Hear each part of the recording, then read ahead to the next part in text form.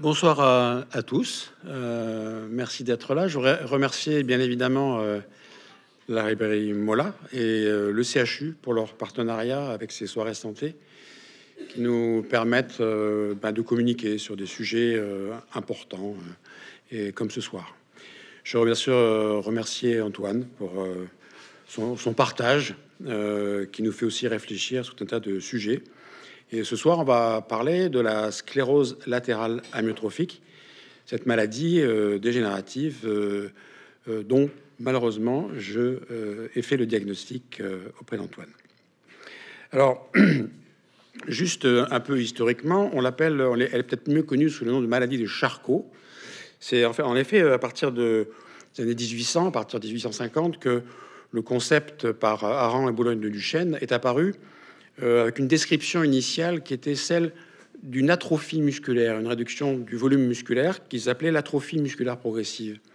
Et c'est finalement Jean-Martin Charcot, qui était un neurologue bien sûr très célèbre français, qui en 1869 a vraiment établi que cette atrophie musculaire était d'origine neurologique et qu'il s'agissait bien d'une dégénérescence qu'il a appelée la sclérose latérale amyotrophique, parce qu'il avait observé que sur la moelle, il existait une dégénérescence au niveau latéral dans la moelle qui correspond malheureusement à la voie motrice.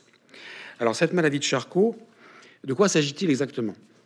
C'est une maladie qui touche la fonction motrice volontaire, donc les muscles volontaires moteurs. Ces muscles volontaires sont commandés par des neurones, bien évidemment. Et dans le cas de la motricité volontaire, il y en a une succession de deux. Un premier qui se trouve dans le cerveau, au niveau du cortex, et qui va descendre dans la moelle épinière, et un deuxième qui va faire le relais du signal moteur de la moelle épinière jusqu'au muscle. Dans cette maladie, les deux groupes de cellules vont, pour une raison qu'on expliquera un petit peu plus tard, on n'en connaît pas toutes les raisons, mais en partie, vont dégénérer, s'affaiblir, disparaître, et bien sûr entraîner un manque de force qui va se progresser. Cette maladie est connue comme, bien sûr, sclérose latérale amyotrophique, maladie de Charcot.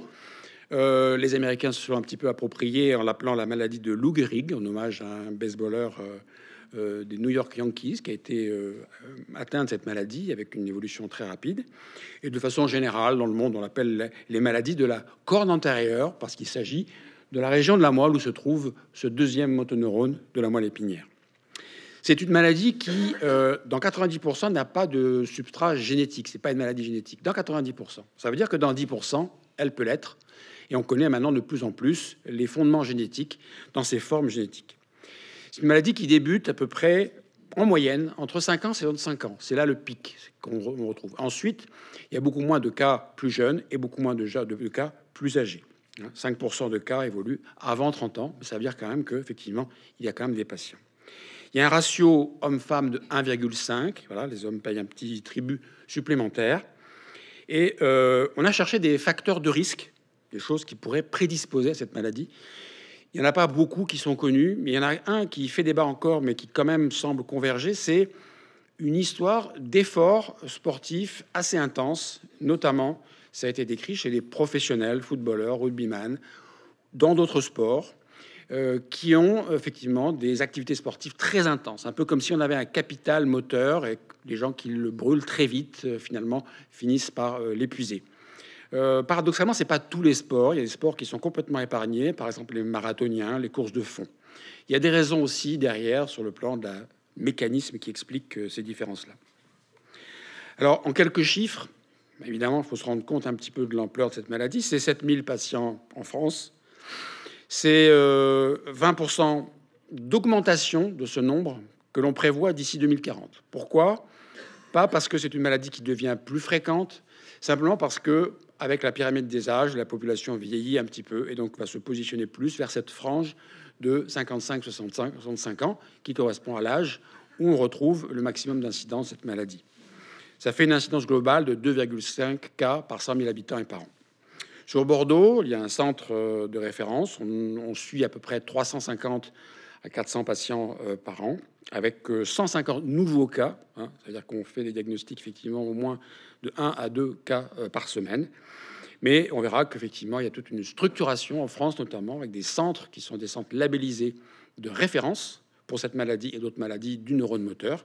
Et il y en a 17 en France qui sont labellisés depuis 2004, avec une relabellisation qui vient de se faire l'année dernière.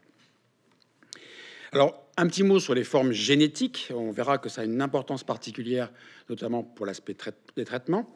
Donc 10% sont génétiques. Dans ces 10% là, on connaît 70% des gènes. C'est-à-dire qu'on ne connaît pas tous les gènes encore qui sont responsables des formes génétiques, mais une grande partie. Ces gènes ont des noms ou des appellations barbares, comme tous les gènes, hein. SOD1, bon, c'est dans 20% des cas. Puis il y en a un qui est particulier, c'est ce qu'on appelle le C9orf72, qu'importe. Il est présent dans 40% des forces familiales. Et il a une particularité, c'est qu'il peut être retrouvé aussi dans d'autres maladies, avec le même gène muté ou abîmé. On peut s'exprimer sous la forme notamment de problèmes cognitifs frontaux. Donc on voit que la même déficit génétique peut conduire à des présentations différentes. Vraiment, la génétique, c'est ce qui a en particulier explosé dans les dernières années, hein, comme dans tous les domaines. Et on connaît maintenant un grand nombre de gènes qui sont soit des gènes directement causaux, soit des gènes de prédisposition.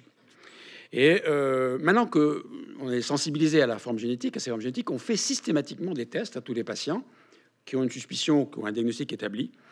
Et on a trouvé quand même, dans les gens qui n'avaient aucune histoire familiale, aucun antécédent familial, quand même 11% de cas où on trouvait des mutations. Donc 11% de mutations dans les formes qui seraient a priori des formes cliniquement sporadiques. Quels sont les symptômes ? Les symptômes sont moteurs essentiellement, avec un premier groupe de symptômes qui sont très précoces. Une perte de poids, ça a été bien démontré, avec des grandes cohortes qui ont été suivies. On voit qu'il y a un fléchissement du poids qui arrive presque 5 ans avant l'apparition de la maladie. Et généralement, lorsque les patients sont vraiment symptomatiques, avec des déficits de la force musculaire, ils ont déjà une perte de poids qui est importante, parfois 5-10% de leur poids de forme. L'essentiel, bien sûr, des troubles sont les troubles moteurs, qui peuvent, bien sûr, toucher les membres inférieurs, avec une difficulté motrice qui vont progressivement s'aggraver. Mais ça peut toucher aussi les membres supérieurs, avec des difficultés pour manier les choses, les couverts, l'écrire. Et puis, ça, de temps en temps, débute par ce qu'on appelle la forme bulbaire, c'est un début au niveau des muscles oropharyngés, avec des troubles de l'articulation, une voix qui faiblit, qui devient difficilement compréhensible, des troubles de la compréhension. Et puis, bien sûr, plus impactante sur l'état général, des troubles de la déglutition. Les gens n'arrivent plus à avaler, ou difficilement, ou font des fausses routes, à l'eau, ou éventuellement, bien sûr, au solide. Et là, il y a tout un tas de stratégies à mettre en place pour éviter. Une des grandes difficultés, c'est bien sûr l'atteinte respiratoire. Le diaphragme, qui est responsable de la respiration, est un muscle volontaire quand même. On peut, même s'il a une fonction un peu automatique, on ne réfléchit pas tout le temps pour respirer, mais globalement, on peut le contrôler. Donc, il peut être atteint par la maladie. Et donc, on peut avoir des difficultés de respiration qui sont tout à fait importantes et qui nécessitent des appareillages qui sont importants à détecter pour mettre en place très tôt. Et puis, maintenant qu'on a quand même une bonne connaissance de la maladie, avec des descriptions, on s'est aperçu que, quand même, dans un certain nombre de cas, cette maladie touche, on l'a vu, les neurones de la motricité, mais on a quand même décrit qu'il y avait dans un certain nombre de cas, qui ne sont pas négligeables, puisque ça représente entre 20 et 30% des cas, et même jusqu'à 40% des cas dans certaines descriptions, des troubles cognitifs, des troubles de la fonction motrice, notamment frontale, c'est-à-dire des difficultés de planification, des difficultés de comportement. Alors, ça peut être des difficultés minimes, mais ça peut être parfois des grands syndromes qui peuvent aller jusqu'à des démences frontales, notamment dans le cas, je vous disais, des mutations sur le gène C9. Donc, on a tout un panel d'activités. Alors, pourquoi les troubles cognitifs? C'est important parce que, comme dans beaucoup de maladies dégénératives, c'est un groupe de cellules qui est concerné. Et puis on s'aperçoit qu'en fait, c'est pas que ces cellules, mais qu'il y a souvent un élargissement à d'autres cellules qui devient aussi vulnérable. Alors, ce qui est important à comprendre aussi, c'est que depuis Charcot, qui a décrit un nombre de patients avec une description très claire, on s'est aperçu qu'il y avait finalement pas une clarté complète, notamment dans les formes, la façon dont la maladie s'exprimait. Certains débutent par les membres, on en a parlé, certains par les muscles oropharyngés, mais effectivement, il y a parfois des atrophies musculaires pures, c'est-à-dire en fait, c'est des dégénérescences du deuxième neurone dans la moelle, alors que le premier est peu atteint, ou l'inverse, le premier peut être atteint et pas le deuxième. On s'est aperçu qu'il y avait des formes hémiplégiques d'un seul côté, des formes qui touchent que les membres supérieurs, donc une variabilité d'expression.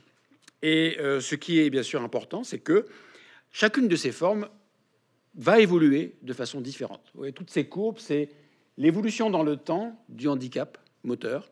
Et on voit qu'il y a des maladies qui sont vraiment rapides, 12 mois, mais il y a aussi tout un tas de cohortes de patients qui évoluent lentement. Donc cette variabilité, c'est quelque chose de très important à comprendre.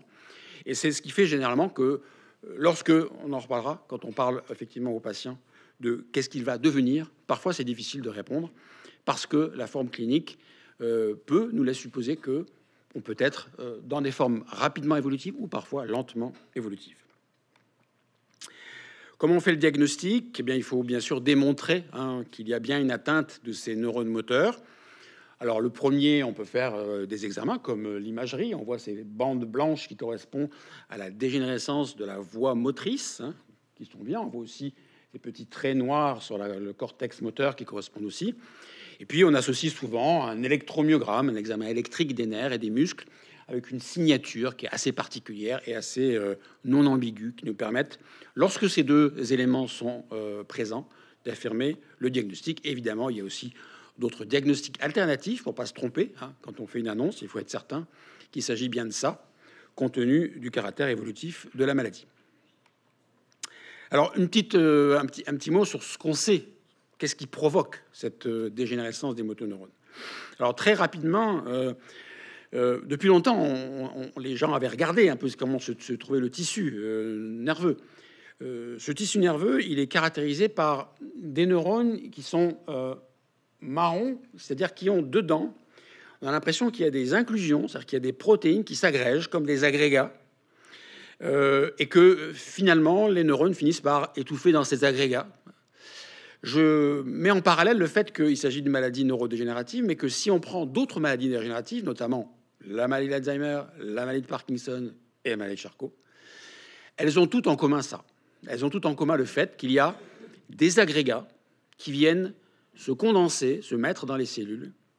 Et ces agrégats vont entraîner tout un tas de conséquences et de cascades catastrophiques qui vont finir effectivement par la mort de ces cellules.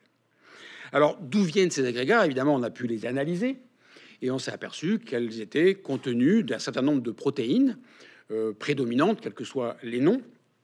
Mais ce qui est plus intéressant, c'est que finalement, on en vient à l'idée que les protéines ne sont pas forcément anormales lorsqu'elles s'agrègent et qu'elles constituent ces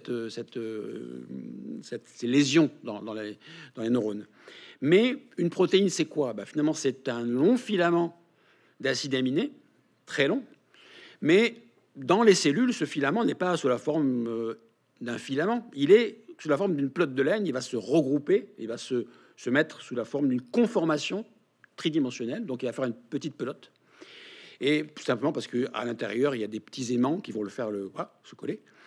Et on s'est aperçu que ces agrégats étaient formés de protéines dont le repliement était pathologique. Ça veut dire que ce n'est pas tellement la protéine qui est dysfonctionnelle, c'est le fait que cette protéine se plie d'une façon anormale. En se pliant d'une façon anormale, elle peut par exemple devenir résistante à une enzyme qui devrait normalement l'éliminer, parce qu'elle va cacher un site reconnu par les enzymes. Donc c'est plus cette conformation. Alors maintenant, pourquoi ces cellules se conforment, ces protéines se conforment de façon anormale? On n'en sait pas vraiment, on ne connaît pas exactement la raison. Le problème, c'est que lorsque une protéine s'est pliée de mauvaise façon, elle est capable finalement d'apprendre à ses petites copines de se plier de façon anormale et la maladie peut évoluer, formant des agrégats qu'on a remarqués depuis très longtemps. Et ces agrégats vont avoir plein de conséquences. D'une part, en bas, sur ce qu'on appelle les mitochondries, qui sont des structures dans les neurones qui sont vraiment les centrales énergétiques aux neurones. Dieu sait si les motoneurones, les neurones moteurs, ont besoin de beaucoup d'énergie. Et si ces mitochondries dysfonctionnent, eh bien, les neurones moteurs, les motoneurones, vont finir par s'épuiser avec finalement plus d'énergie pour fonctionner et avoir un signal électrique normal et même un fonctionnement normal. Ces agrégats aussi agissent sur les synapses, les connexions entre les cellules, en modifiant certains fonctionnements et en rendant parfois toxiques certains constituants, notamment les neurotransmetteurs.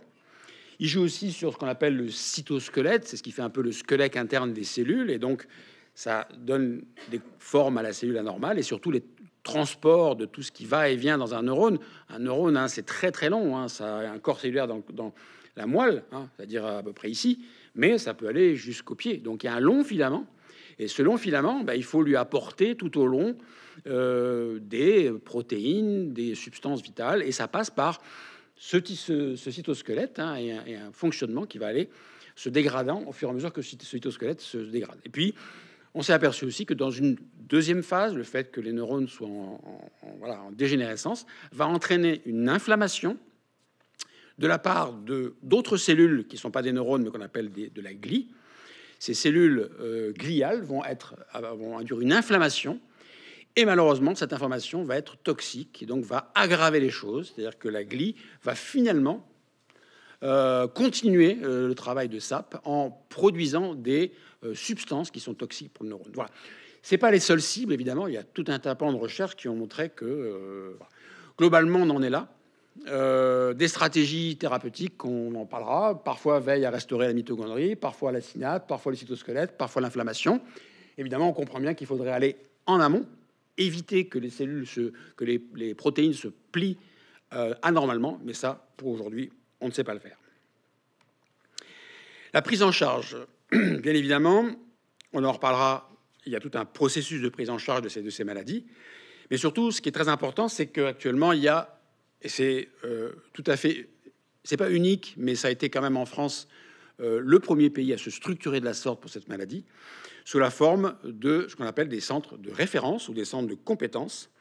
Et les centres pour la SLA et les maladies motoneurones ont été vraiment les premiers dans les années 2000, 2002, à proposer des centres qui sont vraiment spécialisés, qui ont une expertise dans le suivi, dans le diagnostic et dans le suivi de ces pathologies. Et bien sûr, on a développé ce modèle en essayant de mailler l'ensemble du territoire national avec des centres de référence qui ont la compétence et surtout l'ensemble d'une équipe, hein, au service des patients pour le diagnostic, pour le suivi, pour l'aide dans tous les domaines. Et ça, c'est extrêmement important. Vous avez ici toutes les villes qui sont enfoncées, les centres qu'on appelle de référence, c'est-à-dire où généralement il y a aussi de la recherche qui se fait. Et puis, vous avez en plus clair des centres qu'on appelle de compétences, c'est-à-dire qui sont effectivement experts quand même dans la prise en charge médicale de ces patients. Alors, le parcours d'un patient, c'est toujours une succession de choses. On en reparlera, je pense. Mais ça commence toujours par les premiers symptômes. On a vu, parfois, il peut y avoir un petit déficit moteur. Je n'ai pas parlé de crampes, mais on peut avoir des crampes, parfois des petits mouvements des muscles, des fasciculations. Et puis, parfois, des symptômes qui peuvent être, par exemple, des difficultés vocales ou des difficultés respiratoires. Et puis, généralement, il y a un temps entre on réalise qu'on a des symptômes qui sont inquiétants et puis on consulte. On a fait une étude dans le service et on s'est aperçu que ce temps-là était assez long quand même, hein, 3-4 mois avant que finalement des gens finissent par se dire c'est vraiment une difficulté. Donc il y a aussi des raisons, hein, qui font que les gens minimisent ou expliquent par d'autres symptômes ou d'autres raisons. Mais en fait, le problème, c'est que ça allonge le délai diagnostique.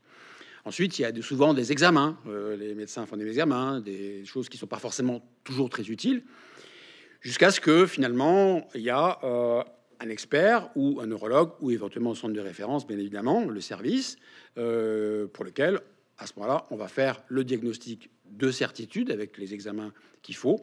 Et on va faire un élément tout à fait fondamental qui appelle l'annonce, c'est-à-dire qu'on va bien sûr annoncer au patient et à sa famille qu'il s'agit bien de cette maladie. Et on verra que cette annonce a des règles très précises. Il ne s'agit pas de cacher les choses, on dit les choses comme elles sont. C'est-à-dire que c'est une maladie, pour l'instant, qui n'a pas de traitement curatif, dont l'évolution ne peut pas être complètement garantie, hein, une variabilité, mais qui est grave, parce qu'elle peut évoluer vers des complications respiratoires, déglutition ou nutritionnelles qui peuvent être malheureusement fatales. Donc ce sont des choses qui sont à dire, si on veut, bien sûr, qu'il y ait ce qu'on appelle, nous, une alliance thérapeutique pour que les patients soient suivis. Ensuite, il y a des consultations de suivi au centre de référence qui peuvent être tous les 3, 4, 5 mois. Et puis, il peut y avoir un certain nombre de complications. Alors, complications, ça peut être la nécessité de suppléer la respiration par des masques de ventilation non invasives. Ça peut être des sondes de gastrostomie pour essayer effectivement d'alimenter les patients. Il y a tout un processus. Et puis, évidemment, bien malheureusement, pour beaucoup de patients, il y a la fin de vie, puisque, en général, les patients décèdent d'un problème respiratoire, d'une insuffisance respiratoire qui est terminale. Les traitements. Alors aujourd'hui, de quel traitement on dispose officiellement en France? Alors pendant très très longtemps, on n'en avait qu'un, c'est le Riluzole. Le Riluzole, c'est un traitement associé au tocopherol. Le Riluzole, c'est un médicament qui va jouer sur la synapse, c'est-à-dire qui va empêcher la toxicité qui s'établit dans la synapse. Associé au tocopherol, c'est en fait un antioxydant qui va lutter contre l'oxydation qui est majeure dans cette maladie. Associé, on voit dans la courbe ici en bas à gauche, les patients traités en rouge et ceux qui ne le sont pas, et l'évolution de la maladie, du handicap. On voit qu'il y a quand même un écart. On voit bien que c'est bien des traitements qui ne sont pas curatifs, c'est pas stable, ça continue de descendre, mais ça ralentit l'évolution de la maladie. Ça, bien sûr, c'est pour un ensemble de patients, mais on verra qu'il y a des patients qui peuvent être aussi rapides et lents. On a toujours cette variabilité dans l'évolution. Et puis, très récemment, puisque ça fait même pas un mois, l'Agence française a autorisé un nouveau médicament qu'on appelle le Relyvrio, qui est une association de deux composés en accès précoce en fait, avec accès compassionnel, en attendant le résultat d'une étude, car l'étude précédente avait montré un bénéfice relativement important. Vous voyez, rouge les patients, vert les patients traités, vert les patients non traités. On voit qu'il y a une différence. Plus on va vers le bas, plus le handicap est important. Donc l'idée, c'est de stabiliser. On voit que le rouge commence à faire mieux, notamment que le Riluzole. Le Relyvrio est disponible sous certaines conditions, et on espère, si l'étude de phase 3 se confirme, qu'il sera bien sûr disponible pour tout le monde. Alors, il y a aussi un élément qu'il faut penser, c'est que je vous ai parlé de forme génétique, je vous avais dit que c'est important de le préciser, notamment pour les traitements. En effet, l'évolution des thérapies géniques permettent maintenant de traiter une des formes génétiques, celle qui est associée aux mutations SOD, par un ARN bloquant qui va aller bloquer la mutation toxique, qu'on appelle le tofersen. Et ce traitement est assez efficace. Vous voyez ici les patients en bleu qui sont traités et en rouge ceux qui ne le sont pas. On voit qu'il y a une certaine stabilisation du handicap, mais ça s'adresse uniquement à une fraction, pour l'instant, minime des patients, ceux qui sont avec des formes génétiques et avec cette forme qui touche la mutation SOD. Mais c'est important parce que c'est la première fois qu'on a une action sur une maladie génétique. C'est pas la première maladie, mais on commence vraiment en neurologie à avoir des thérapeutiques géniques qui peuvent adresser des problèmes d'expression au niveau des gènes directement. Et il n'est pas à douter que ces biotechnologies vont probablement aussi être disponibles et permettre aussi de s'intéresser aux formes non génétiques, parce que on peut bloquer tout un tas de mécanismes qui peuvent être toxiques, et c'est tout à fait important. Alors, je finirai par la recherche. Souvent, moi j'entends auprès des patients, mais qu'est-ce que vous faites en France? Il ne se passe rien, j'entends ceci à l'étranger. C'est faux. Et la recherche est très active, et en particulier en France. Il y a beaucoup de laboratoires qui sont très performants, et du niveau international, qui travaillent sur cette maladie. Beaucoup. Grâce à la filière de santé, grâce à des associations qui permettent de structurer les fonds, grâce à des fondations, grâce aussi parfois à des dons personnels de patients, de leur famille. Et puis, bien sûr, l'industrie pharmaceutique, avec son travail et ses objectifs, bien évidemment, fait aussi une partie importante du travail de recherche. Et vous me direz, oui, mais à Bordeaux? À Bordeaux, oui, c'est un très grand centre de recherche, Bordeaux. Il y a sur Bordeaux, bien évidemment, le CHU, avec un pôle de neurosciences qui est assez développé, important. Mais il y a aussi des instituts de recherche. Tout ça est regroupé sous le terme de Neurocampus de Bordeaux, avec en particulier deux instituts tout à fait importants, INSERM, l'Institut Magendie, et CNRS, l'Institut des maladies neurodégénératives, et le CHU, qui ont déjà, il y a 3 équipes de recherche, dont celle que je dirige, qui permettent de développer des choses. Et nous, dans notre laboratoire, on développe de nouvelles stratégies pour faire justement s'adresser au problème de l'énergie, c'est-à-dire de faire une thérapie sur les mitochondries pour éviter que les motoneurones manquent d'énergie. Donc on a des stratégies qui fonctionnent pour l'instant. Bien sûr, le passage à l'homme reste compliqué, mais le message clair, c'est qu'il y a de la recherche, il y a des choses à faire, et il faut bien sûr continuer ces efforts, parce que c'est à travers ces éléments qu'on en viendra au bout, je l'espère. Je vous remercie. Bonjour à tous.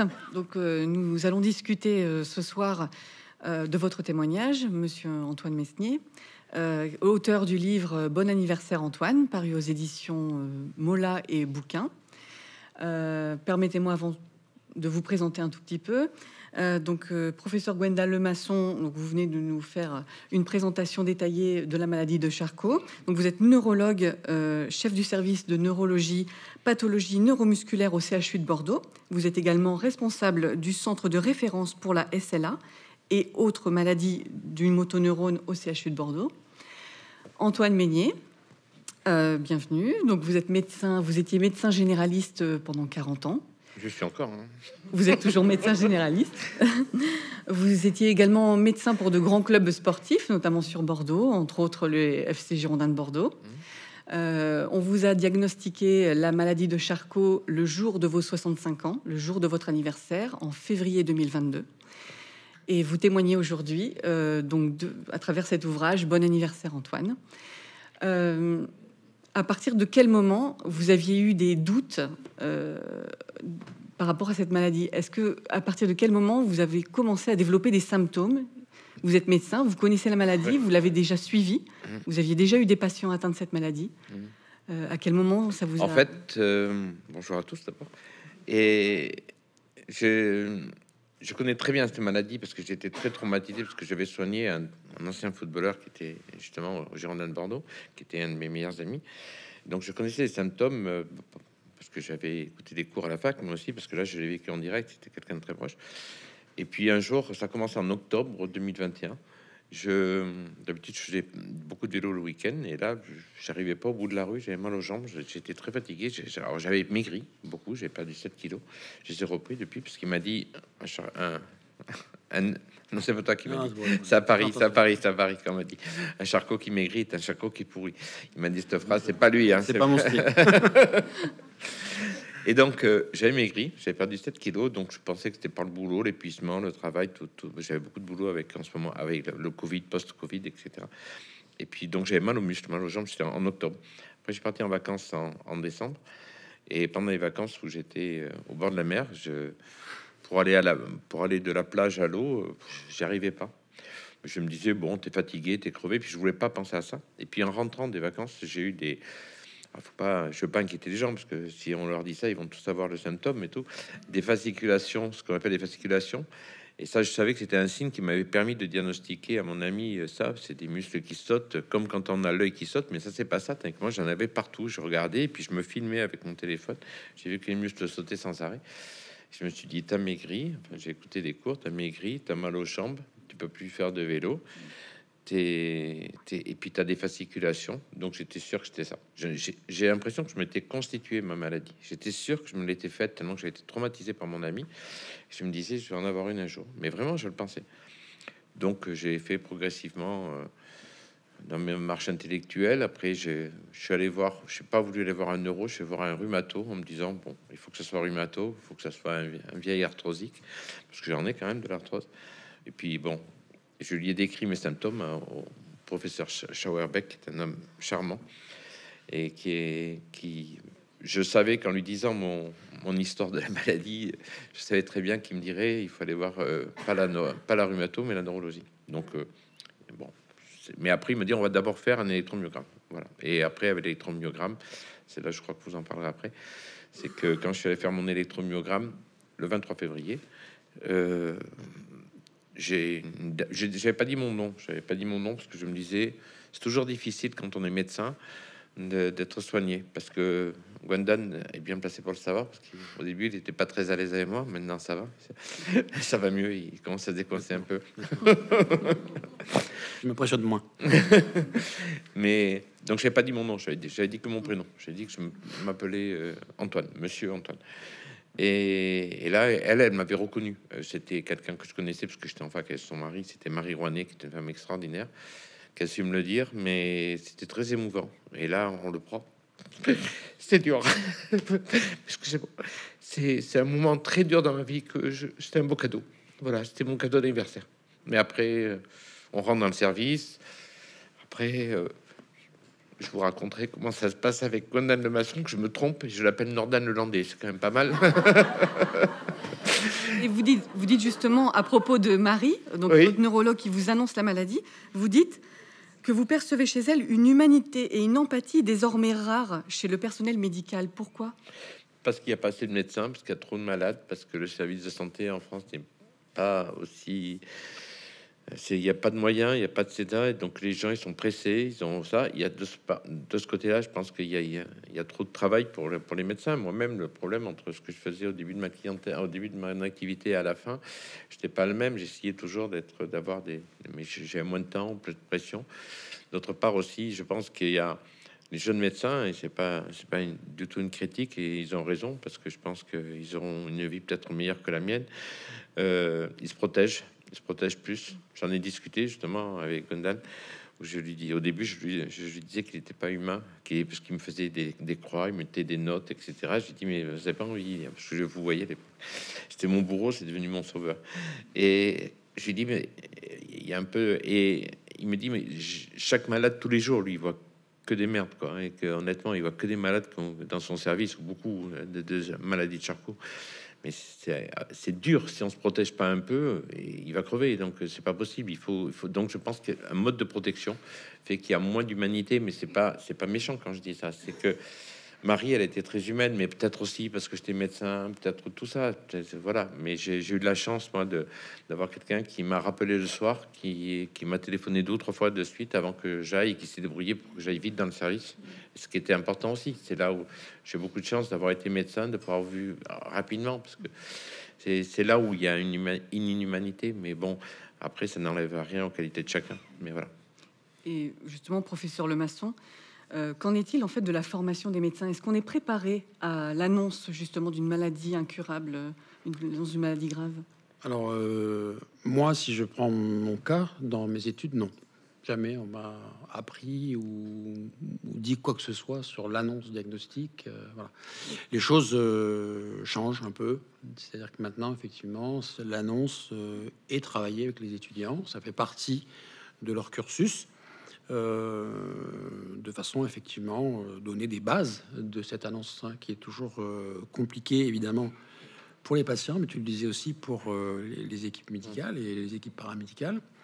C'est toujours un moment, et tu as raison, parce que il faut prendre son temps. C'est-à-dire qu'une annonce, ça se fait pas dans un couloir ou dans un cabinet en une consultation de 10 minutes. Il faut prendre son temps, c'est-à-dire qu'il faut se poser, il faut discuter, expliquer, rassurer, médire les choses. Donc tout ça, c'est un subtil mélange. Et le temps, évidemment, c'est quelque chose qui est compliqué à l'hôpital. Évidemment, tu l'as dit, c'est très, très, très difficile. C'est chronophage. On est sans cesse sollicité. Donc, il y a des urgences, il y a des tas de choses qu'il faut prendre en charge. Il y a beaucoup de patience. On peut pas prendre 1 heure, effectivement, la visite chaque jour par patient, parce qu'on mettrait 24 patients, on mettrait 24 heures, quoi. Mais pour ces problèmes d'annonce, oui, il faut prendre son temps et il faut dire les choses de façon claire. Et puis, je pense qu'il y a aussi, une sensibilité personnelle. Je pense qu'il y a des gens qui sont peut-être un petit peu plus, comme tu le disais, dans la défensive, parce qu'ils se sentent un peu, peut-être, en difficulté eux-mêmes, hein. Ça reflète aussi quelque chose que l'on craint tous en tant que médecin, d'être malade soi-même ou d'avoir quelque chose comme ça, un espèce de miroir. Et puis, il faut se protéger. Comme tu le dis, moi, effectivement, on fait des annonces, on en fait 2 par semaine. Je peux pas ramener le soir chez moi tout ça. Il faut bien que je puisse me mettre un peu d'armure. C'est bien. Mais voilà, il y a un bon compromis à trouver. Lui, il a trouvé. Parce qu'au départ, quand on parle de l'annonce comme ça, bon, je savais ce que j'avais depuis le mois d'octobre, j'étais à peu près persuadé. Décembre, j'en étais sûr. 23 février, là, j'ai la confirmation. Je rentre dans le service le 28, ce qui est quand même merci, parce que c'est rarissime de rentrer si vite dans un service comme ça, c'est difficile. Il est venu me faire l'annonce pour les résultats qu'on avait fait des examens. Il y a l'interne, les chefs de clinique, l'infirmière, tout le monde qui rentre dans une petite chambre de 12 mètres carrés. Il s'assoit devant moi, il me dit voilà, vous avez la maladie de Charcot, voilà, vous avez une SLA, vous connaissez cette maladie, etc. et tout. Et là, j'ai envie de le tuer, vraiment je pensais à sa femme qui est très sympa. Je me suis dit non, je vais pas le faire. Et je suis ému, mais je craque pas, je craque pas. Et tout le monde s'en va. Il revient, il m'a pris la main, il m'a dit voilà mon numéro, vous m'appelez quand vous voulez. Et son numéro personnel. Et ça, c'est pas parce que je suis médecin qu'il a fait ça, parce qu'on se connaissait pas, on n'avait aucun lien, on ne s'était jamais vu avant ce jour-là. Et donc, on voit qu'il y a quand même de l'humanité qui peut ressortir, et je pense que ça a dû le toucher beaucoup de voir que j'étais là et qu'on est démunis comme ça. Et puis quand on est médecin de l'autre côté du drap, je vous promets que c'est vraiment, c'est très spécial, parce que moi je sais tout, je connais toute la maladie, je sais tout, je sais comment ça va se finir et tout. Mais et là il est revenu et il m'a dit c'est pas la maladie des autres, c'est la vôtre. Donc conclusion, on ne peut pas vous dire comment ça va évoluer, je sais pas, ça durera 6 mois, 1 an, 2 ans, peut-être plus. C'est à vous de faire ça, vas-y, allez-y, voilà. Et de ce côté-là, on repart. Ça, c'est l'annonce pour le malade. Après, il y a l'annonce pour où il a pris beaucoup de temps. Oui, Ouais, pour la famille. ce qui est aussi important, c'est bon, le téléphone, enfin, c'est plus que symbolique, mais ce qui est très important, c'est de ne pas laisser tomber le patient, c'est-à-dire de lui dire vous n'êtes plus tout seul, on a fait un diagnostic, c'est sûr, mais il y a une équipe, hein, parce que moi je suis pas tout seul au centre, il y a 8 ou 9 personnes qui sont chacun avec des compétences très particulières, une infirmière, une kiné, une ergothérapeute, un psychologue évidemment. Donc il y a toutes ces compétences là qui fait que on peut répondre, on essaye en tout cas, hein, parce qu'évidemment c'est pas dans la réalité, c'est parfois compliqué, mais on essaie de tisser un lien et de dire voilà, on va pas vous laisser tomber, on va vous donner des coordonnées, vous pourrez appeler, il n'y a pas de question, voilà, il y a un suivi, il y a un processus aussi de suivi post-annonce, voilà, ou après 2 mois après l'annonce. Alors 2 mois pour certaines personnes, c'est très long. Ouais. Et c'est pour ça qu'il faut qu'on puisse être disponible. Dans ces 2 mois, les gens sont souvent très perdus. Puis c'est une sidération, comme tu le dis, qui est souvent voilà. Et je rebondis aussi sur le fait que de plus en plus, alors tu es médecin, tu avais remarqué, tu avais déjà noté des choses qui t'ont déjà fait le diagnostic, mais nous on remarque quand même de plus en plus les gens ont déjà une idée, parce que je pense que c'est assez facile d'aller sur internet, de taper fasciculation, crampe, manque de parole, etc. Rapidement, en 2-3 clics, vous allez trouver sur la vie de Charcot. Donc maintenant, c'est quasiment plus la moitié des patients qui se disent mais j'en étais sûr, je l'avais vu. Et quand on creuse un peu, vous l'avez vu où, comment, alors soit ils connaissaient des gens, mais en fait souvent c'est quand même internet, ce qui change quand même pour nous la façon dont il faut aborder l'annonce. Et qu'en est-il de l'annonce à vos proches? Comment avez-vous souhaité procéder? C'est compliqué, parce que moi, ce jour-là, j'avais 50 malades qui m'attendaient au cabinet. J'avais Serge qui était venu me voir pour souhaiter mon anniversaire.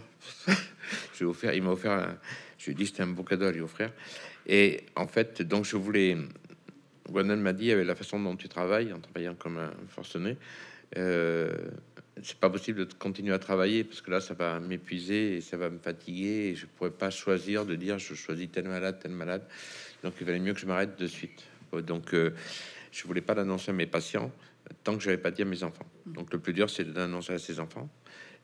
J'avais 2 cas particuliers, je décris tout ça dans mon livre avec j'espère un peu d'humour, enfin c'est de l'humour, de la dérision.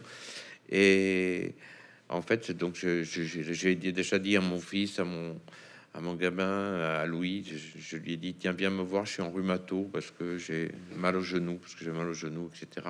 Quand il est rentré, il a vu le service des maladies musculaires, donc là il a bien compris que c'était ça. Après il y avait Paul qui était qui travaillait en Suisse, qui est dans les Alpes, enfin à la limite de la frontière suisse. Donc je suis allé en Suisse, il me dit papa, je suis pas débile, si tu viens en Suisse alors que tu travailles, tu prends jamais de journée de vacances et que tu viens me voir en Suisse, c'est quelque chose de pas bon à m'annoncer. Et donc il y avait pensé. Tant que j'y suis, parce que je parle du livre et que je décris tout ça avec un peu d'humour, ce que je veux dire, c'est que Gwendal, et ça, il faut le répéter tout le temps, Gwendal a parlé de la recherche et c'est très très important. Donc, si on veut me guérir, il faut donner l'argent à Gwendal pour qu'il recherche beaucoup. Et donc, il faut acheter tout le livre parce que le livre n'est que pour la recherche et que pour que Gwendal puisse travailler dans des bonnes conditions. Voilà. Je vous le redirai après. Très bien. Il n'y a rien pour moi, tout est pour parfait. la recherche de Gwendal. Je précise quand même que le service s'occupe de SLA, mais pas que quand même. Oui, oui. Les maladies neuromusculaires, c'est tout un tas de choses. Non, mais soigne-moi d'abord à moi, et puis après. Je m'en occupe. Ouais. Vous dites dans votre ouvrage que la maladie de Charcot est devenue une maladie d'amour. Oui. C'est pas un mariage un peu forcé. Si. Vous dites justement plus tard que le retour à la vie normale après l'hôpital où vous vous sentiez en sécurité avait été violent pour vous. Pourquoi? Parce que quand j'ai dit, j'ai essayé dans ma tête, quand on vous annonce des choses comme ça, on se dit comment il faut que je vais vivre, comment je vais vivre l'instant présent. Donc dans ces cas-là, moi j'avais vraiment envie de me dire, il vaut mieux mourir tant qu'on est enfant, tandis que comme ça, je vais pas avoir ma décadence. Et donc je me dis, je vais en faire une amoureuse, parce qu'il n'y a pas beaucoup de personnes qui ne vous quittent jamais. Ça s'appelle Mademoiselle Charcot, ce que je dis, c'est ma femme, elle me quitte jamais, elle dort avec moi tous les jours dans mon lit, elle me fait tressauter mes muscles, elle me donne de l'oxygène et surtout elle m'a envoyé ensuite un grand coup de pied aux fesses dans la montagne au Pays Basque où j'ai redémarré une autre vie différente et je pense que elle me quitte jamais, donc il faut que j'en fasse une amie. Charcotte, c'est mon amie, c'est ma fiancée. Contrairement à ce qu'on peut dire dans tous les médias, je ne suis pas forcément marié avec quelqu'un de très célèbre, je suis avec Mademoiselle Charcot et non pas avec personne d'autre. Et l'importance de l'entourage, vous dites que vous êtes parti au Pays Basque. Oui. L'entourage, comment ça se passe? Est-ce que Je suis arrivé là-bas, personne ne savait que j'étais médecin, personne ne savait que j'avais la maladie de Charcot. Ils m'ont appelé Antione au lieu de m'appeler Antoine, parce que là-bas, on a mis 3 mois avant de m'offrir un café et de m'accepter déjà. Et puis progressivement, je me suis adapté. Comme je suis un très bavard et vous me connaissez tous, je sais pas trop tenir mais je suis très bavard, quoi, en fait. Et donc, au bout d'un moment, ils ont su que j'étais médecin. Donc, ce qui fait que ça m'arrive très souvent de consulter quand les autres médecins de Baïgorry sont pas là. Tout le monde a su que j'étais maladie de Charcot. C'est pourquoi tu as une canne? J'ai dit parce que j'ai une maladie neurologique. Ah, t'as Charcot. Puis voilà. Donc, ici, il y en a. Et donc, là-bas, il y en a. Alors, ce qui est extraordinaire, je suis parti par hasard là-bas. Il y a 2 maladies de Charcot à Baïgorry. Et sur les 2, il y en a une, ça fait 13 ans qu'elle y est. Et l'autre, ça fait 8 ans. Donc il y a une montagne où on dit la montagne des miraculés. Donc je vais vous donner un exemple pourquoi je suis allé là-bas. C'est rigolo parce qu'il y a une montagne où il y a une église en haut. Alors, je sais pas du tout une question de chrétienté ou mais ils disent qu'il s'appelle l'église des miraculés parce que c'est une église très dure pour y arriver. C'est une petite chapelle. Et l'autre jour j'ai dit ça au Basque avec qui je prends le café tous les matins. Et je dis mon rêve ça serait d'arriver en haut. Et ils sont en train de construire une chaise à porteur pour me monter en haut. Et voilà. C'est fait comme ça, c'est bien. Et donc, ça s'appelle une géolette. Ils sont en train de la construire. Et au printemps prochain, je monterai la montagne de Landoy, où j'irai dans la chapelle. Et donc, je serai guéri sur un 2e tome. Très bien. Que je me garderai pour moi et pas du tout pour Gwendal de Masson, parce que j'aurais plus rien à foutre. Donc, tu comptes pas sur moi alors.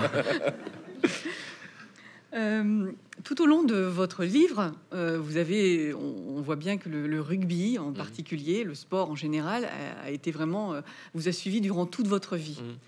Est-ce que on peut parler de sport et de résilience? Est-ce que le sport, la pratique du sport, vous aide aujourd'hui quand même? Totalement. Alors surtout le sport comme le rugby. Déjà, je parle du livre tout le temps du rugby parce que c'est vraiment une passion. Au terme peut-être même de la. Vous avez été champion universitaire d'ailleurs. Voilà, c'est ça. J'ai joué. Mon ami Serge Simon dira pas que je suis que j'ai une sélection France B. Lui, il est certifié, il est sûr que j'ai pas été en France B. Moi, je vous dis, j'ai eu une sélection France B contre l'Italie B. Et Serge me garantit, alors qu'il était président de la Fédération française de rugby. Serge est mon fil conducteur dans mon livre aussi, parce que c'est mon ami depuis très longtemps qu'il a joué au rugby. Et sur un terrain de rugby, je crois il y a tout le temps, on se bat jusqu'au bout pour essayer de gagner de façon chevaleresque. En plus, ce n'est pas et on perd aussi de façon chevaleresque. La preuve, nous, on a perdu contre des Afriques du Sud et avec un arbitre très tricheur, mais moi je suis Oui. mauvais ça. Mais ce que je veux dire, c'est que jusqu'au bout, moi je me rappelle d'un match, par exemple, je vous donne un exemple. On jouait en junior et à la mi-temps, on perdait 30-0. C'était un match contre Sarlat. Je me rappelle très bien de ce match. Et à la mi-temps, il y avait un entraîneur qui était très rustre, très comme ça, qui nous a gueulé dessus en nous disant que c'était impossible qu'on perde contre nous, la ville de Bordeaux, contre une petite ville comme Sarlat, et qu'il fallait qu'on gagne, qu'il y avait l'honneur, c'était l'honneur. Et on a gagné 31-30. Et donc, ce que je veux dire, c'est dans ma tête, des choses comme ça, sans arrêt, j'y pense. Le sport, c'est la résilience. C'est... Vous êtes à vous battre. J'ai su que Monsieur Céruny qui est venu il y a pas longtemps, Oui. et je pense que c'est tout. Ah Quand j'ai lu tous ces livres, et que je pense que quand je vois des gens qui ont peut-être beaucoup plus souffert que moi, et je me dis que le mot résilience, c'est quelque chose qui résonne en moi et qui correspond tout à fait. Ça commence par même lettre. C'est rubis, résilience. Pour moi, ça va beaucoup avec. Tout à l'heure, professeur Lemasson, vous expliquiez que malheureusement, le sport était aussi peut-être à l'origine de la maladie de Charcot.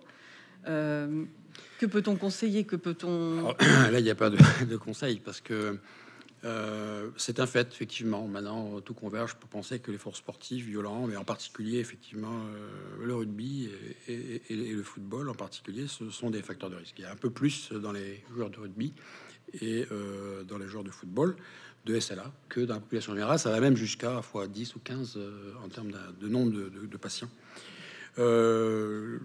L'explication, c'est probablement parce que ce sont des gens qui, surstimulent ces fameux neurones, voilà, et qui finalement arrivent à user ces cellules ou parce qu'elles produisent énormément de ces protéines qui, finalement, il y en a une qui se plie à l'envers et qui finit par contaminer tout le monde. Donc il y a probablement un fil conducteur, mais dans la population générale, dans les gens qui font du sport, parce qu'il y en a beaucoup qui font pas forcément les sportifs de haut niveau comme Antoine, mais des gens qui font de l'effort. Ouais.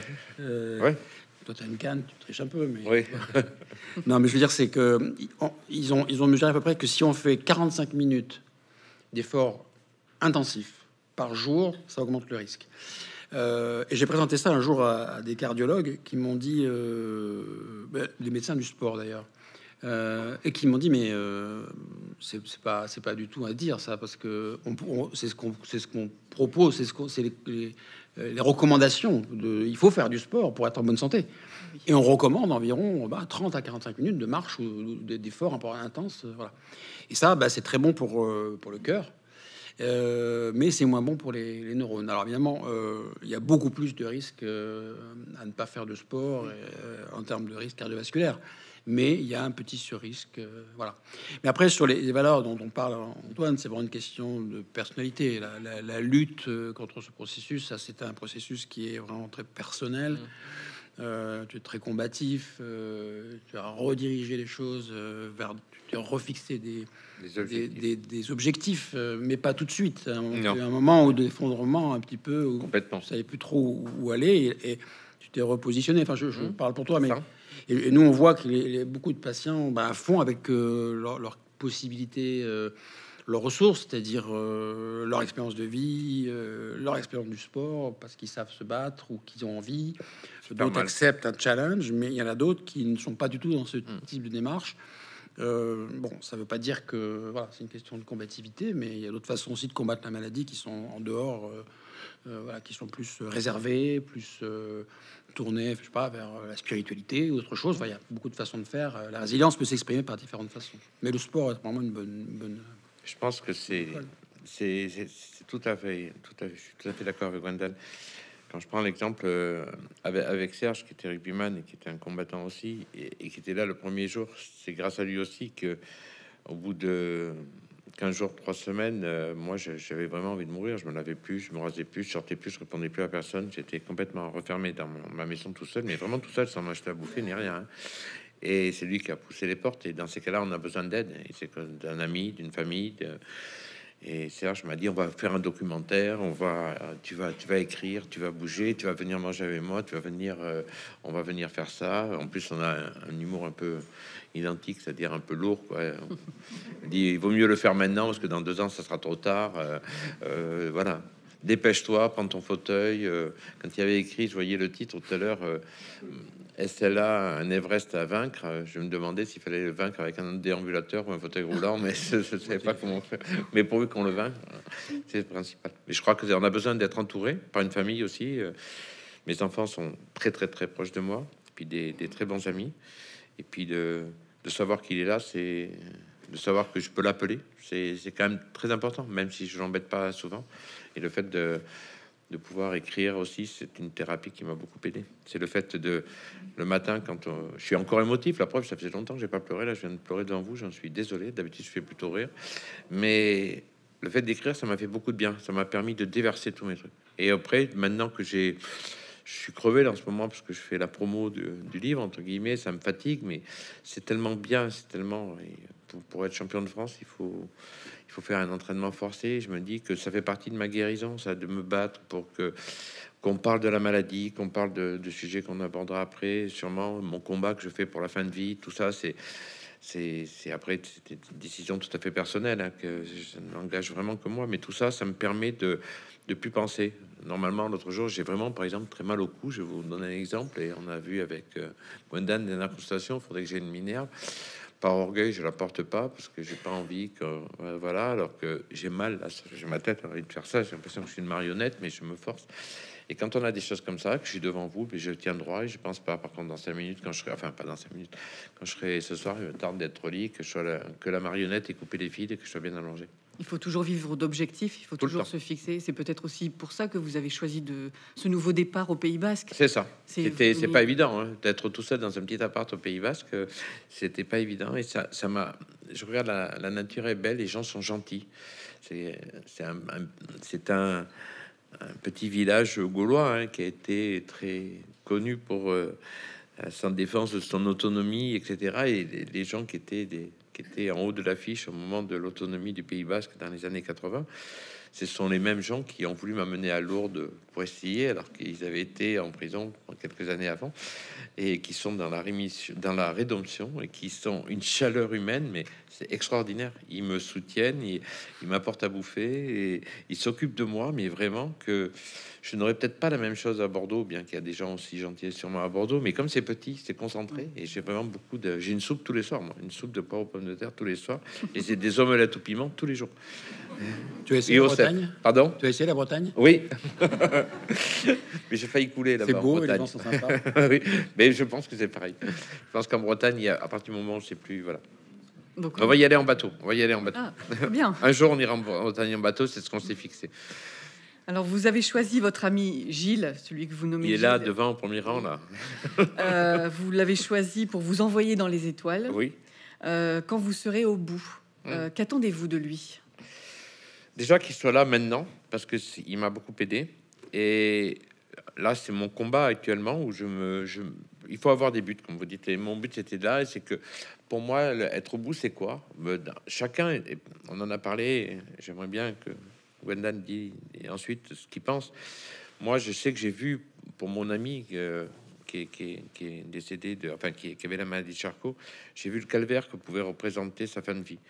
On avait respecté la loi, qui était la loi à l'époque que Leonetti, où le malade avait dit j'arrête de me. C'était la loi, on avait le droit, il avait le droit d'arrêter de se soigner, et donc il se nourrissait plus, etc. La loi a déjà un peu évolué avec la loi Claes. Mais moi j'ai vu des gens c'est tellement abominable pour la famille. Pour la famille, c'est même pas que pour le malade, c'est de voir quelqu'un qui ne se soigne plus, qui est infecté. Et puis, même si c'est 6 jours, 7 jours, il y a des soins palliatifs. Il n'y en a pas assez. Il y a des soins palliatifs en France. Il manque 20 départements où il manque des soins palliatifs. Si quelqu'un a envie d'aller dans un soin palliatif, il faut arrêter d'être hypocrite. Un soin palliatif, c'est une euthanasie en douceur, mais ça revient au même. Ça revient au même. Alors pourquoi dire dans certaines maladies bien cadrées, légiférées, avec dans des cas bien spéciaux, maladie de Charcot, telle maladie à court terme, non pas à long terme. Il faut pas dire maintenant, aujourd'hui, ça serait là. J'en suis la preuve vivante. C'est que moi, je suis pour l'euthanasie à 100%, et que je disais à Gwendal à chaque fois que je le voyais, je rêve d'un infarctus. Je fumais clope sur clope, et je me disais, je vais avoir un infarctus comme ça, je serai pas paralysé, je serai pas. Et le jour où j'en ai fait un, 31 juillet, j'ai 5 minutes, j'ai failli Je me suis enfermé, je me suis mis au croix, j'ai pris mes photos de mes enfants, j'ai mis le maillot de Serge, et puis j'ai attendu que j'allais mourir. J'ai fermé la porte à clé. J'avais écrit, c'est un. D'ailleurs, c'est une question que je pose d'ailleurs parce que je dis c'est un infarctus et non pas un suicide pour que mes enfants puissent toucher l'assurance décès. Parce que entre parenthèses, c'est et j'ai dit je suis toujours aussi bon médecin. Je voulais faire un peu d'humour et Et là, 5 minutes après, je me dis non, c'est pas possible. Je vais être grand-père, j'ai une petite fille qui va bientôt arriver au moment de mon anniversaire. J'ai des choses à vivre.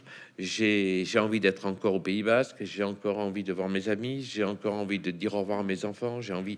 C'est pas le moment. C'est pas le moment. Je suis pas dans un stade. Et là, j'ai eu peur. J'ai eu peur du trou, de la mort. Je sais pas ce qui. Personne n'en est revenu. J'avais peur de ça. J'ai été terrorisé. Donc, il faut. Je suis partisan que la loi évolue à 100%.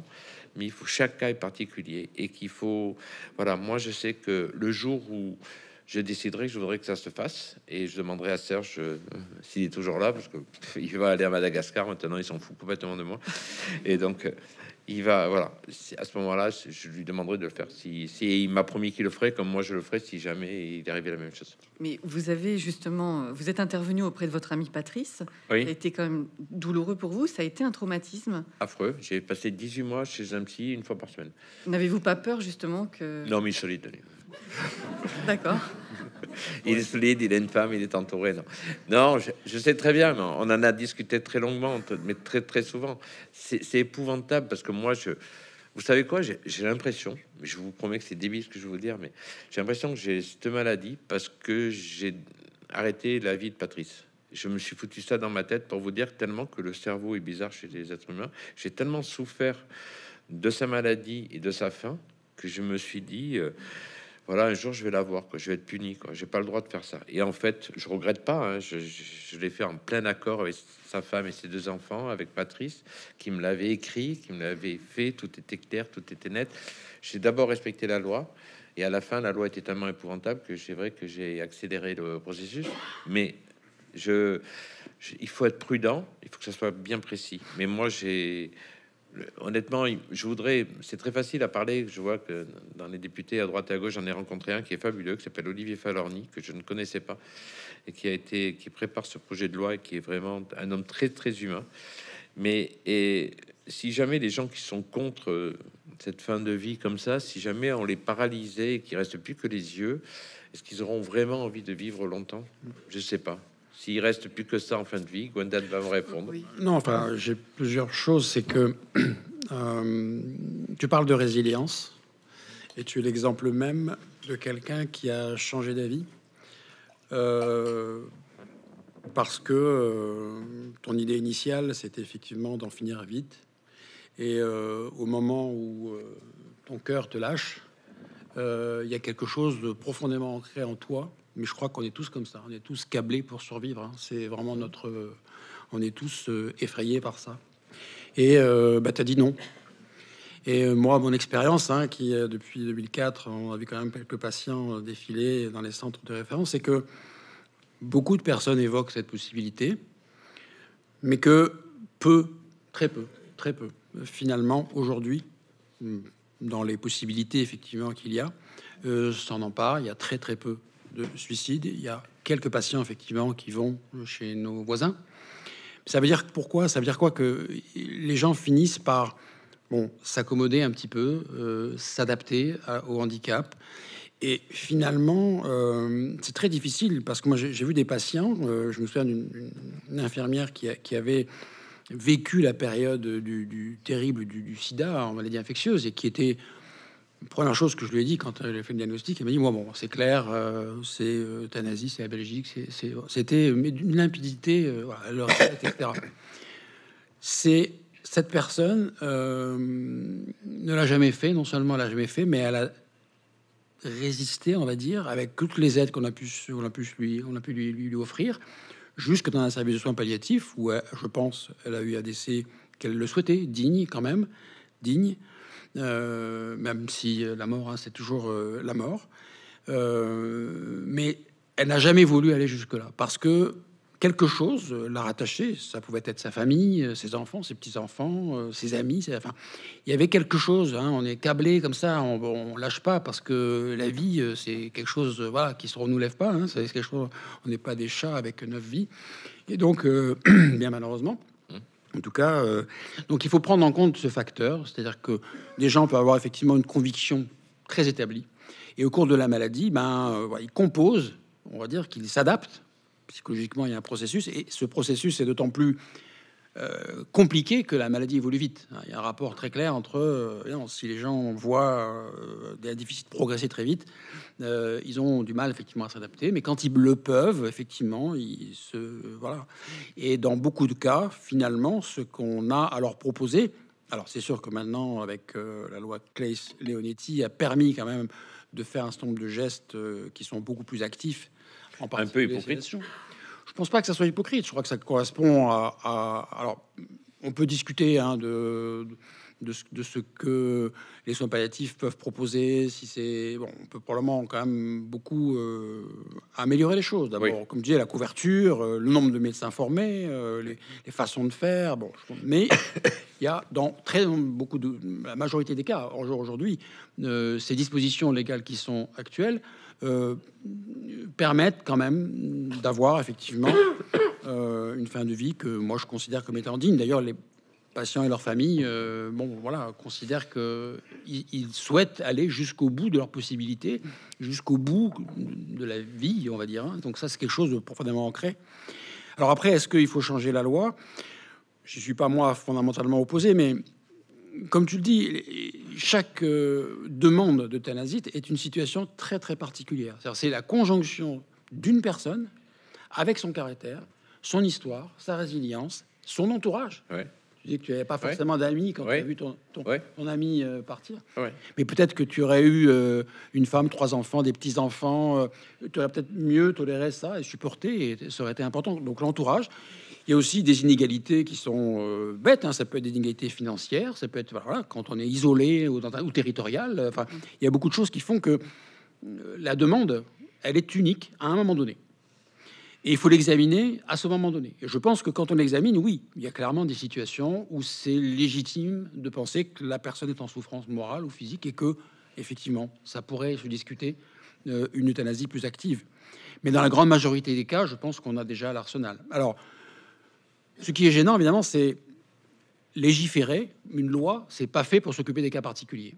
Une loi, c'est nécessairement pour tout le monde. C'est un droit, mais c'est aussi un devoir. Hein. C'est quelque chose dont on s'empare. C'est un peu la difficulté. Hein. Loi et démocratie, on en fait un peu ce qu'on en veut. Hein. On peut la détourner. Donc, il faut être très précautionneux. Au Canada, ils ont élargi à la dépression. Ils ont élargi à l'âge et aux pathologies liées à l'âge. C'est quand même compliqué. Est-ce que on va tous vieillir? Mais il y a 7% des décès au Québec qui sont la conséquence d'une euthanasie, en fait. Oui, alors c'est quand même 2 fois plus qu'en Belgique. Voilà, moi ça me pose des questions parce que si on commence à parler d'âge, voilà, moi je pense qu'on va tous avoir des pathologies. On a tous un seuil qui dépend encore de chaque cas particulier, de notre histoire, de notre entourage. Mais est-ce que l'idée, c'est pas plutôt, peut-être pas de faire la loi, mais en tout cas de dépénaliser? Ah voilà, c'est ça que j'allais dire. Voilà. Oui, C'est oui, exactement ce que je veux dire. En fait, moi, le problème qu'il y a, c'est qu'aujourd'hui, ils peuvent venir me chercher parce que quand je raconte l'histoire de Patrice, je suis fautif, je suis hors la loi à cette époque-là. Mais quand on vient de me chercher, moi, je suis déjà prisonnier, comme j'ai dit, hein, de mes muscles. Donc, je vais vous dire qu'ils viennent me chercher. Simplement, au moins qu'il y ait la liberté de choisir et que surtout que je sais pas comment on peut l'appeler. J'aime pas dire ça. L'euthanasieur entre guillemets soit pas embêté. C'est que si jamais c'est légiféré et que voilà, aujourd'hui, moi, je vous racontais l'histoire. En fait, pour Patrice. C'est un détail, mais c'est très important. Moi, on avait un accord tous les deux. Je faisais en douceur. Je faisais un soin palliatif. En fait, je lui mettais des tentatives. Et un jour, il y a une infirmière qui travaillait chez eux, a vu que je faisais un soin palliatif. Et à ce moment-là, a porté plainte au procureur de la République. Et à minuit un soir, j'ai reçu une lettre où j'étais convoqué au procureur de la République. Mais j'ai eu la chance, comme d'habitude. Moi, j'ai toujours des merdes, mais après, j'ai toujours un. Je suis désolé, je vais tousser. Et il m'a téléphoné, il m'a dit: j'aurais aimé vous connaître parce que ma femme est morte d'un maladie de Charcot. Là, j'ai de la chance. entre guillemets, il me dit, donc je vais déchirer la plainte que j'ai contre vous. Par contre, je vous demande de respecter la loi en vigueur. Et donc, c'est pour ça qu'on a fait la loi en vigueur. Mais ça durait un mois. Et c'était atroce. Et à la fin, je pouvais plus supporter. Et personne ne pouvait supporter ça. C'est pour ça que j'ai accéléré le processus hors la loi. Mais ça m'a... Avec, par exemple, maintenant, les soins palliatifs, situation continue, est-ce que dans cette situation, tu aurais fait la même chose? Ou est-ce que tu penses que ça aurait été...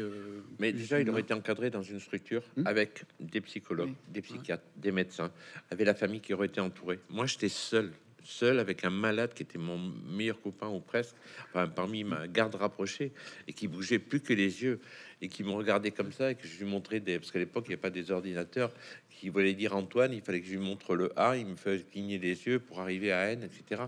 Et qu'il y avait de l'infection, ça sentait mauvais, il y avait des mouches dans ses escarres, il y avait, non mais c'est, humainement, moi, je ne supportais pas de voir ça et de voir sa femme qui était à genoux, qui me disait, mais vas-y, qu'est-ce que t'attends? Mais tu l'as promis, vas-y, fais-le. C'est très dur. Après, c'est un cas particulier. Justement, vous est-ce qu'aujourd'hui, ça se produirait pareil? Non, je mettrais sûrement dans un soin palliatif, mais s'il a... Après, moi, il y a un mot qu'il faut dire pour finir. Enfin, pour finir, pas pour finir, on a tout notre temps. C'est les directives anticipées. Voilà, voilà. Et donc, je veux vraiment il faut tous, mais qu'on ait 20 ans, 10 ans, 15 ans, 30 ans, n'importe quel âge, il faut écrire nos directives anticipées. Déjà, c'est très important. Parce qu'il y a des gens qui sont pour des raisons religieuses, éthiques, politiques, tout ça, qui ont envie, qui n'ont pas envie, mais il faut tout écrire, de dire, j'ai pas envie d'un acharnement, j'ai envie de faire ça, je donne confiance, je donne mes mains enfin, je remets mon truc à ma famille, à ma femme, à mon mari, à un médecin. C'est important. Il suffit de taper sur ordinateur directive anticipée. Vous tapez, vous signez et vous le donnez à deux personnes, un médecin et un membre de la famille. Et au moins, déjà, on y ira plus clair. Parce que quelquefois, il y a des gens qui arrivent à l'hôpital, tu dois en voir, qui ont fait un AVC ou qui sont complètement et qui ont une d'autres maladies là-dessus. Et on ne sait pas leur directive anticipée. Et nous, aujourd'hui, médecins, on n'a pas le droit. On n'a pas le droit de faire quoi que ce soit. Après, je dis c'est hypocrite. Parce non, que mais... Alors aujourd'hui, la loi... La loi l'interdit.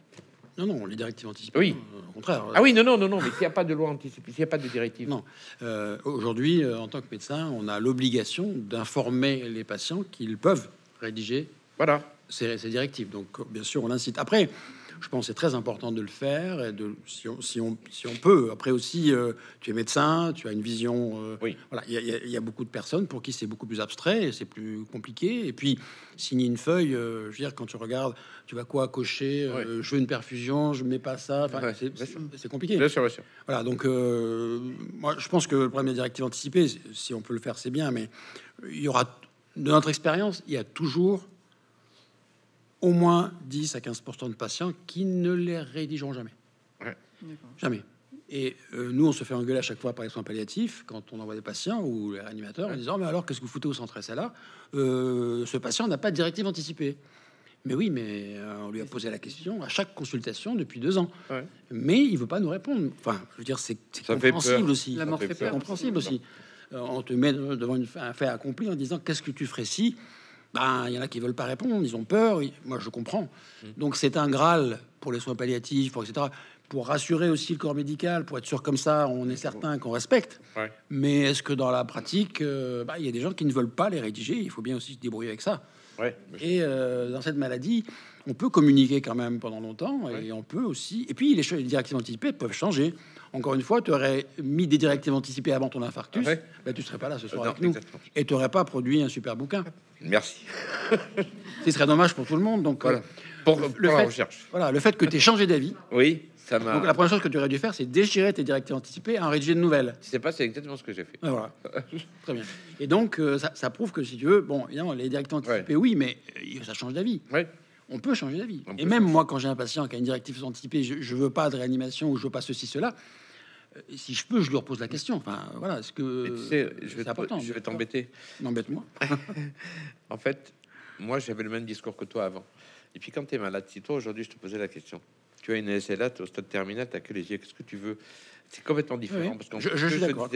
Alors, je te même dire une chose. Il n'y a pas très longtemps, il y a eu une réunion de recherche à Paris qui a été pilotée par la filière, mais aussi soutenue par l'association. Et il y a des patients donc, que tu en connais qui sont des témoins, comme tu le fais ce soir.